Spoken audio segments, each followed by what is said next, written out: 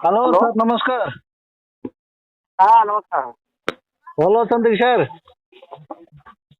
ହଁ। ଜୀବଜନ୍ତୁ ତମକୁ ଭୋଟ ଦେବ ନାହିଁ ବୋଲି ଭୋଟ ବର୍ଜନ କଲେ। ହାଁ? ଭୋଟ ବର୍ଜନ କଲେ ସେ ମହୁମାଛି, ମାନେ ବାଘ ମହୁମାଛି କିମ୍ବା ବାଘ ଭାଲୁ କିମ୍ବା ଜୀବଜନ୍ତୁ ଯୋଉମାନେ ଅଛନ୍ତି ସେମାନେ ଦିଅନ୍ତୁ, ଆମେ ଦେବୁ ନାହିଁ ବୋଲି 2004ରେ ଭୋଟ ବର୍ଜନ କରାହେଲା। ନବୀନ ପଟ୍ଟନାୟକ କାନକୁ ଗଲା, କଣ ପାଇଁ ଭୋଟ ବର୍ଜନ କରିଥିଲେ? ନାଇଁ ଆଜ୍ଞା, ସେ କନ୍ଧ ମାନଙ୍କର ପୁରା ପଟା ନାହିଁ, ସେଇଟା ସେଟଲମେଣ୍ଟ ପଟା ଯାକ ନାହିଁ, ସେଥିପାଇଁ ଭୋଟ ବର୍ଜନ କଲେ। ହଉ ସେଥିପାଇଁ ହଉ ଠିକ ଅଛି, ତାଙ୍କ ନାଁରେ ପଟା ଯୋଉଟା ଯିଏ ଯୋଉଠି ଚାଷ କରୁଛି ସେଟା ପଟା ଦେଇଦିଅ। ବାସ୍, ପଟା ଯାକ ସବୁ ଲୋକ ଦିଆହେଲେ, ଜଙ୍ଗଲ ଜମି ପଟା ପାଇଲେ କନ୍ଧମାନେ। ସେ କଣ କନ୍ଧମାନେ ଜଙ୍ଗଲ ଜମି ପଟା ପାଇବା ପାଇଁ ଷ୍ଟ୍ରାଇକ୍ କରିଥିଲେ କି? ଭୋଟ ବର୍ଜନ ସତ କଥା। କରୁଥିଲେ ଯେ ଅଭୟାରଣ୍ୟକୁ କ୍ୟାନସେଲ କରାଯାଉ, ଅଭୟାରଣ୍ୟକୁ କ୍ୟାନସେଲ କରାଯାଉ। ଯେହେତୁ ଯଦି ଅଭୟାରଣ୍ୟ ରହିଲା ବୋଲି କହିଲେ ଆମେ ଭୋଟ ଦେବୁ ନାହିଁ, ଅଭୟାରଣ୍ୟ ତମକୁ ଭୋଟ ଦେବ ବୋଲି ସେଟା ମାନେ ଭୋଟ ବର୍ଜନ କରାହେଲା। ହଁ, କିନ୍ତୁ ଅ, ସେ ନବୀନ ପଟ୍ଟନାୟକ କାନକୁ ପହଞ୍ଚିଲା ଯେ କଣ କଣ ପାଇଁ କରୁଛନ୍ତି? ନାଇଁ, କୋଟା ପାଇବା ପାଇଁ। କୋଟା ଦେଇଦିଅ। ଯେମିତି ଯୋଉ କଲେକ୍ଟର ଜଣେ ଆସିଥିଲା, ଯେମିତି ଆଜ୍ଞା ମହୁଳରେ ମାନେ ମଦ ବହୁତ ତିଆରି ହଉଛି, ମହୁଳ ଗଛ ତାକ ସବୁ ଜବରଦସ୍ତି ବୋଲି, ସେଥିପାଇଁ ହଉ ଠିକ ଅଛି, ମହୁଳ ଗଛ ସବୁ ହାଣି ଦିଅ। ସାର୍, ମହୁଳ ଗଛ ଯଦି ହାଣିବୁ ବୋଲି କହିଲେ ଗୋରା କଣ କରିବୁ? ଏ ଗୋରା ଗଛ ତାକୁ ଛାଡ, ଆଉ ମହୁଳ ଗଛ ତାକୁ ହାଣ। ଏଇ ସିଷ୍ଟମ ହଉଛି ହେଲା। ସେ ମହୁଳ ଗଛରୁ ହିଁ ଗୋରା ଫଳୁଛି, ଏମାନଙ୍କୁ ଜଣା ନାହିଁ ହେଲା। ଏବେ ଆଇସିୟୁ ରେ ଜଣେ ଅଛି ପୁଣି, ମେଡିକାଲରେ ଆଇସିୟୁ ରେ ଅଛି ପୁଣି, ସେ ମାନେ ମହୁମାଛି କାମୁଡ଼ିଲା ଲୋକ। କେତେ କଷ୍ଟ କିଏ ପାଇଲା। ଆଉ କିଏ ଆଜ୍ଞା ସେ ଚକ୍ର ମଣି ନା ଅତୁ ସାମନ୍ତ? କିଏ ଅଛି ଜାଣିନେ, ସେ କିନ୍ତୁ କଟକ ଆଇସିୟୁ ରେ ସେ ମେଡିକାଲରେ ପଡିଛି। ଆଉ ନାଇଁ, ପୁଣି ଅତୁ ସାମନ୍ତ ମୁଣ୍ଡରେ ଏକା ବେଶୀ ପଡିଥିଲା ବୋଲି। ତାକୁ ବହୁତ ଚୁବେଇଥିଲା କି? ତାକୁ ବିଥିଲା ଆଉ ଆମର ଟିପାନ ନାଗିଆ ତା ମୁଣ୍ଡରେ ଗୋଟେ ଗାମୁଛା ଦେଇକି ରଖିଦେଇଥିଲେ ଆଉ। ଓହୋ, ସେଥିପାଇଁ କଣ କରବା? ଆରେ ମୁଁ ତ କହିଛି, ମୁଁ ସିଧା ସିଧା କହିଛି ପୁରା, ସେ କହିଛି ସିଧା। ଆମର କଣ ତୃତୀୟ କ୍ଲାସ ପଢବା ଲୋକ କିଏ ନାହିଁ କି? ଆମ ଏରିଆରେ ତୃତୀୟ କ୍ଲାସ, ସେ ଗୋଟେ ସେ ଜଣେ ମା ସେଠୁ ମାନେ ସେ ପ୍ରମିଳା ବିଷୟ ତୃତୀୟ କ୍ଲାସ ପଢିଲା ଲୋକ ଯାଇକି ମାନେ ଗୋଟେ ଏମପି ହେଇକି ରହିଲା। ଆମ ଏରିଆରେ କଣ ତୃତୀୟ କ୍ଲାସ ପଢିଲା ଲୋକ କିଏ ବି ନାହାନ୍ତି କି? ଯୋଉ ମାଇକିଣା କି ଅଣ୍ଡରା କି ପୁରୁଷ କି ବୋଉ ପିଲା କି ନହେଲେ ଯେକୌଣସି ଲୋକ ତୃତୀୟ କ୍ଲାସ ପଢିଲା ଲୋକ କିଏ ବି ନାହାନ୍ତି କି? ଆଜ୍ଞା। ସେ ବୁଢୀ ତ ଧାନ ସେ ଲଗେଇବା ଗୀତ ଗାଉଥିଲା, ସେ ତ ଯାଇକି ମାନେ ମୋଦି ସାମ୍ନାରେ ମୋଦି ତ ଚା ବିକୁଥିଲା, ସେ ତ ପ୍ରଧାନମନ୍ତ୍ରୀ ହେଲା। ଆମ ଏରିଆ କନ୍ଧମାଳ ଜିଲ୍ଲାରେ କିଏ ବି ନେତା ଜଣେ ନାହାନ୍ତି ଯେ ସେ କରଲା ଘାଟିରୁ ସେ କଟକ ଜିଲ୍ଲାରୁ ଆଣିକି ଠିଆ କରୁଛନ୍ତି ଏମପି। ଭଡାରେ ସେଇଟା ତାଙ୍କୁ ଦୁଃଖ ଲାଗୁଛି କି ଆମର ପାଷ୍ଟର ମାନେ ତ ସବୁ ହଇରାଣ କରୁଛନ୍ତି। କଣ କହିବୁ ଆମ ଲୋକ ଆମକୁ। ଏବେ ଦେଖ, ଗୋଟେ ଜିନିଷ ମୁଁ କହୁଛି ଯେ ଜଣେ ବି ଆମ ଏରିଆରେ ନାହାନ୍ତି କି ଏମପି ଠିଆ ହେବା ଲୋକ, ଯେ ଭଡାରେ ଆଣିକି ଠିଆ କରାହବ। ଲାଜ ଟିକେ ଲାଗୁନି? ଆରେ ଏତେ ଲୋକ ଅଛନ୍ତି, ସେଟା ତ ଜେନେରାଲ ହେଲା। ଜେନେରାଲ କିଏ ବି ନାହାନ୍ତି, ବ୍ରାହ୍ମଣ କୁମ୍ପି ମାନେ କନ୍ଧ ପାଣ କିଏ ବି ତୃତୀୟ କ୍ଲାସ ପଢିଲା ଲୋକ କିଏ ନାହାନ୍ତି କି? ଅଛନ୍ତି ତ ଆଜ୍ଞା। ହଁ। ପ୍ରମିଳା ବିଷୟ କେତେ ପଢୁଥିଲା? ତୃତୀୟ କ୍ଲାସ ପଢୁଥିଲା। ସେ ଯଦି ହେଇପାରିଲା, ସେ ଏଡେ ବଡ ଆସ୍କା ନିର୍ବାଚନରୁ ଯଦି ସେ ଯାଇକି ସେ ବସି ପାରୁଛି, ଆମେ କଣ ଏଥିରୁ ଆମର ଲୋକମାନେ ଯାଇକି ବସି ପାରିନେ, କରିପାରିନେ କି? ଏବେ ଲୋକ ଆଜ୍ଞା। କହୁଛନ୍ତି ଯେ ଅଚ୍ୟୁତ ସାମନ୍ତ ହଷ୍ଟେଲ କରିବା ଦ୍ଵାରା ଆଦିବାସୀ ପିଲାମାନଙ୍କର ପିଲା ଛୁଆ ସେଠି ଉନ୍ନତି ହଉଛନ୍ତି। କାହିଁ ଜଣକୁ କହୁ ଯେ ଆଦିବାସୀ ପିଲା ଯୋଉମାନେ ଦରିଦ୍ର, ଯୋଉମାନେ ଅନାଥ, ଯୋଉମାନେ ବିଧବା ଛୁଆ ମାନେ କେତେ ଜଣ ପଢୁଛନ୍ତି ସେଠି ଲିଷ୍ଟ କରନ୍ତୁ କାହିଁ? ଆରେ ଧନୀ ଲୋକମାନେ, ହଳଦୀ ଚାଷ ବାଲା, ଦାରିଙ୍ଗବାଡି ବାଲା କି ନହେଲେ କୋଟଗଡ ବାଲା, ଯୋଉମାନେ ବଡ ବଡ ଧନୀ, ସେମାନେ ହିଁ ତାଙ୍କର ପିଲାମାନେ ଯାଇକି ସେଠି ପଢୁଛନ୍ତି। ନହେଲେ ହଇ ଆଜ୍ଞା ହଇ। ଆଉ ଗରିବ ଲୋକ ଯଦି ପିଲା ପଢନ୍ତେ, ତାହେଲେ କୋଟଗଡ ବ୍ଲକରେ ଶ୍ୟାମ ସୁନ୍ଦର ପାଟମାଝୀକୁ ମାନେ ମାରିଲେ, ତାଙ୍କ ଛୁଆ ତ ଅନାଥ ହେଇକି ଅଛନ୍ତି ନା, ସେମାନେ କେତେ ଲୋକ ଯାଇକି ସେଠି ମାନେ ପଢୁଛନ୍ତି କାହିଁ କହିଲ? ଆଜ୍ଞା, ଏ ବିଷୟରେ ମୁଁ ସେ ଭାଉଜ ବି କହିଲି ଆଜ୍ଞା ଏ ବିଷୟରେ। ମତେ ଏବେ ଚିନ୍ତା କରୁଥିଲି, ସବୁ ଦିନ ମତେ ବିଭୁ କହୁଛି ଯେ ଏବେ ଚିନ୍ତା କରୁଥିଲି, ଏବେ ଚିନ୍ତା କରୁଛନ୍ତି ହେଲା। 5 ବର୍ଷ ଗଲା, ଏବେ ଚିନ୍ତା କରୁଛନ୍ତି। ସେଥିପାଇଁ ମୁଁ ସିଧା କହିଦେଇଛି, ଆରେ ଯାହାର ମାନେ ବାପା ଯଦି ଟ୍ରେନ ଆକ୍ସିଡେଣ୍ଟ ରେ ମରିଛି, ଯାହାର ବାପା ଟ୍ରେନ ଆକ୍ସିଡେଣ୍ଟ ରେ ମରିଛି, ତାର ପୁଅକୁ କହିବ ତମେ ଟ୍ରେନ ପକେଇଦେବ। ସେମିତି ଆଜ୍ଞା। ନାଇଁ ନାଇଁ, ଏବେ ଅଚ୍ୟୁତ ସାମନ୍ତ ରାୟର ବାପା ଟ୍ରେନ ଆକ୍ସିଡେଣ୍ଟ ରେ ମରିଛି ହେଲା। ହଇ। ଇଏ ଚତୁର୍ଥ ପଢୁଥିଲା ସେତେବେଳକୁ ଟ୍ରେନ ଆକ୍ସିଡେଣ୍ଟ ରେ ମରିଛି, ତାର ମୁଁ ସାକ୍ଷ୍ୟ ଦେଖୁଥିଲି। ସେ ଟ୍ରେନ ଆକ୍ସିଡେଣ୍ଟ ରେ ମଲା ଲୋକକୁ ତାର ପୁଅକୁ କହିବ ତମେ ଆମ କନ୍ଧମାଳକୁ ଟ୍ରେନ ପକେଇଦବ, ସେ ପକେଇଦବ କି? ତା କୁଆଡେ ବାପା ତ ପକେଇବ? ଟ୍ରେନ ରେ ଆକ୍ସିଡେଣ୍ଟ ହେଇକି ମରିଛି, ସେଇଟା ତା ମୁଣ୍ଡ ଉପରେ ଘାରି ହେଇକି ଅଛି ଏଇ ଟ୍ରେନ ଆକା ଆମ ବାପାକୁ ମାରିଦେଲା, ଏମିତି ହେଲା ସେମିତି ହେଲା ବୋଲିକି। ସେଇ ତାର ପୁଅ ହଁ ତୁ ଆସେ ତମେ ଏମିତି ହେଇଯା ଆମ ମାନେ କନ୍ଧମାଳକୁ ତ ଟ୍ରେନ ପକେଇଦେ, ସେ ପକେଇଦବ। କୁଆଡେ ପକେଇଦେବ? ହଁ କୁଆଡେ ପକେଇଦେବ? ସେ ଆମକୁ ତ ସେଇଟା ଆଉ ବିରୋଧୀ ପକେଇଦେବ କି?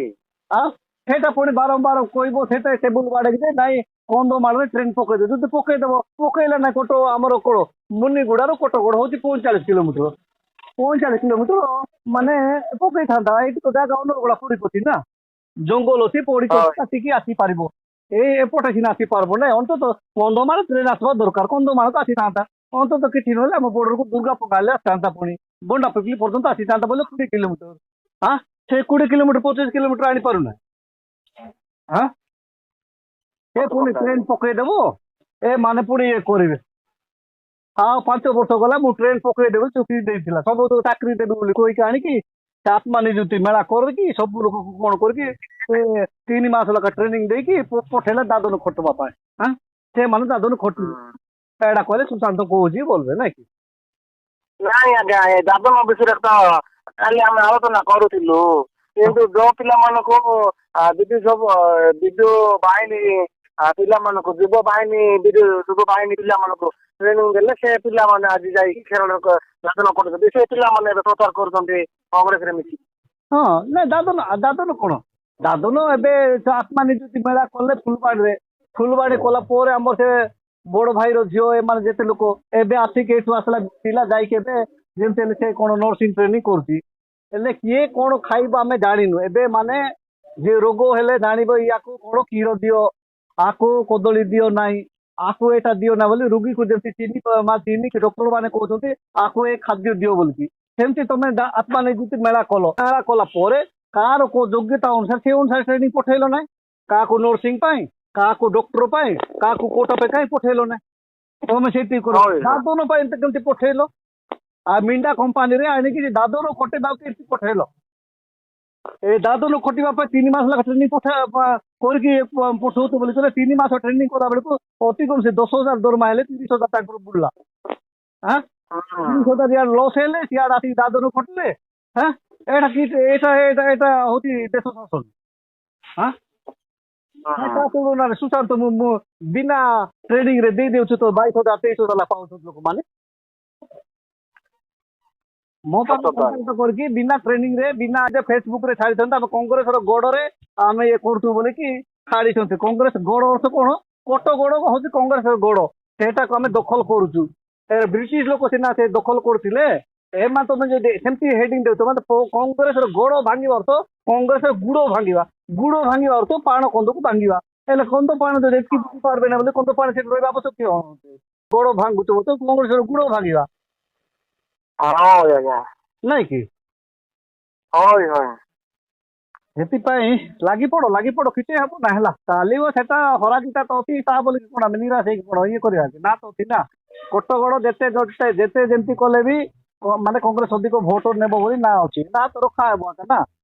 ସିଆଡେ କଣ ହଉଛି କଣ ନାହିଁ ସେଟା ଯାଏ ଆସେ ନାହିଁ ଆମର, କିନ୍ତୁ କୋଟଗଡ଼ ଆମର ଭୋଟ ଆମ ପାଖରେ ଥାଉ, ଆମର ଏଇଟା ନିଜର ସ୍ୱାଧୀନ। ଯେମିତି ହେଲେ ବି ଏବେ ଲୋକମାନେ କୋଟଗଡ଼ ବ୍ଲକର କେବଳ ଚେୟାରମ୍ୟାନ ହଉଛି କଂଗ୍ରେସ, ଆଉ ସମିତି ସଭ୍ୟ ମାନେ କଂଗ୍ରେସ, ଆଉ ସରପଞ୍ଚ ମାନେ କଂଗ୍ରେସ ବୋଲି ନା ଅଛି। ନା କାହିଁକି ଆମେ ଛାଡ଼ିବେ, ସେ ତାଙ୍କର ନା କାହିଁକି କରିବ, ଆମର ନା କାହିଁକି ନ ରହିବ? ଆମେ କଣ ମଣିଷ ନଉ କି? ଏଇଟା ହଉଛି ଶ୍ୟାମ ସୁନ୍ଦରର ଭିଜନ। ଶ୍ୟାମ ସୁନ୍ଦର ଭାବିଥିଲେ ଯେ ଆମର ନିଜର ନିଜତ୍ୱ ରହିବା ଦରକାର, ତାଙ୍କର ଦର୍ଶନ ଥିଲା ଏଇଟା।